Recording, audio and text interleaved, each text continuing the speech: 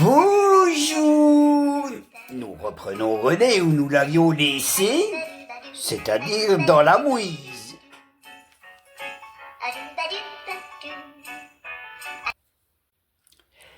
Sa charmante demeure avait pour originalité d'avoir des barreaux aux fenêtres. Le point indiscutable du dispositif, c'était qu'il sécurisait sérieusement la masure d'éventuelles intrusions.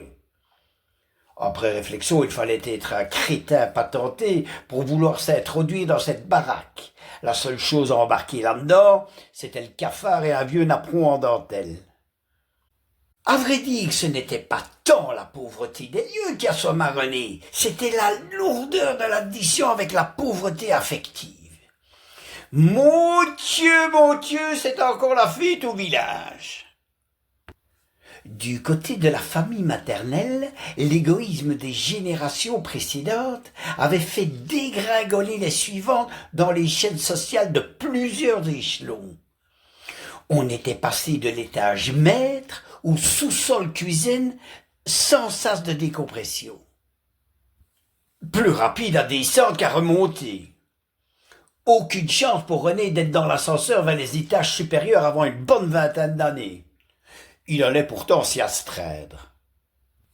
Aucune envie de terminer le périple comme il l'avait commencé, se dit-il. À ce moment-ci de l'histoire, ses seules bouffées d'air se résumaient aux allers-retours vers l'école. Il s'y rendait en transport en commun. 1h30 de trajet le matin et copier-coller le soir. Le point positif de toutes ces heures passées en transport, c'est qu'elles étaient à soustraire à sa présence intramuros. Bon, traduction dans les murs de la masure, mais ça tout le monde l'avait compris.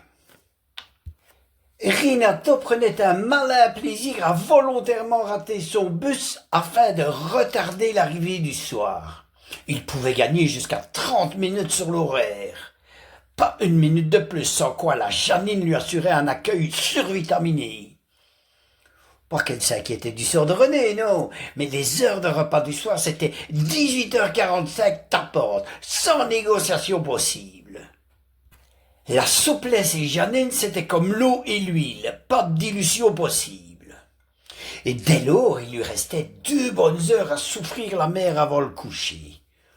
2 heures pour un bon spectacle, c'est court, mais 2 heures de Janine, c'est long comme une file à la caisse d'une grande surface un soir de réveillon.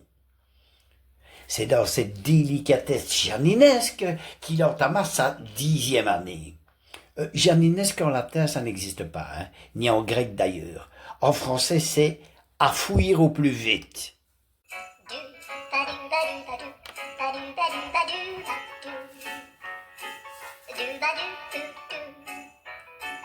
Et oui, c'est qu'il grandit, notre petit René.